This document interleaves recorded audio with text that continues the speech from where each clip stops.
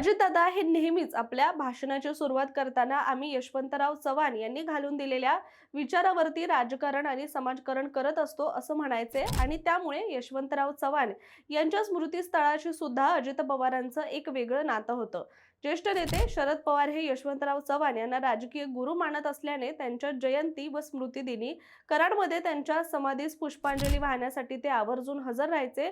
पण त्यात अलीकडच्या काळामध्ये प्रकृतीमुळे अनेकदा यामध्ये खंड पडला, परंतु काकांची हीच परंपरा दादांनी जोपासली होती आणि ते देखील यशवंतरावांच्या पुण्यतिथी आणि स्मृतिदिनी आपल्या सहकाऱ्यांसमवेत चव्हाण साहेबांच्या समाधीला पुष्पांजली वाहून श्रद्धांजली अर्पण करणार हे निश्चित असायचं। त्यामुळे यशवंतराव चव्हाण यांची कर्मभूमी असणाऱ्या साताऱ्याशी पवार परिवाराचं वैचारिक, राजकीय आणि भावनिक असं नातं जोडलं गेलं होतं।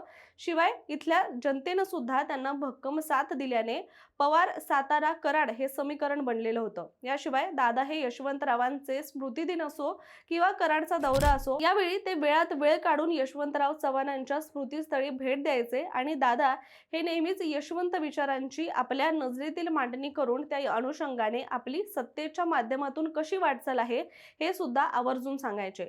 इतकंच नाही तर दादा हे विरंगुळा निवासस्थान व वेणुताई चव्हाण स्मारक सभागृहाची सुद्धा व्यवस्था जाणून घ्यायचे।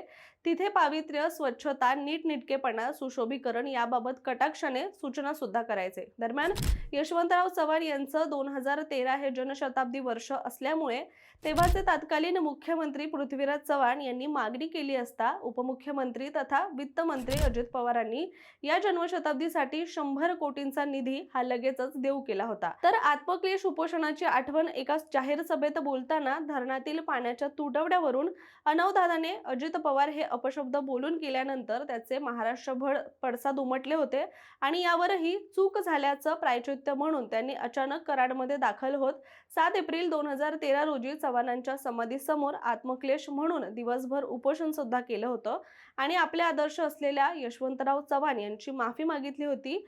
आणि आज अजित पवार यांचं निधन होताच या आत्मक्लेश उपोषणाच्या आठवणींना सुद्धा उजाळा मिळाला।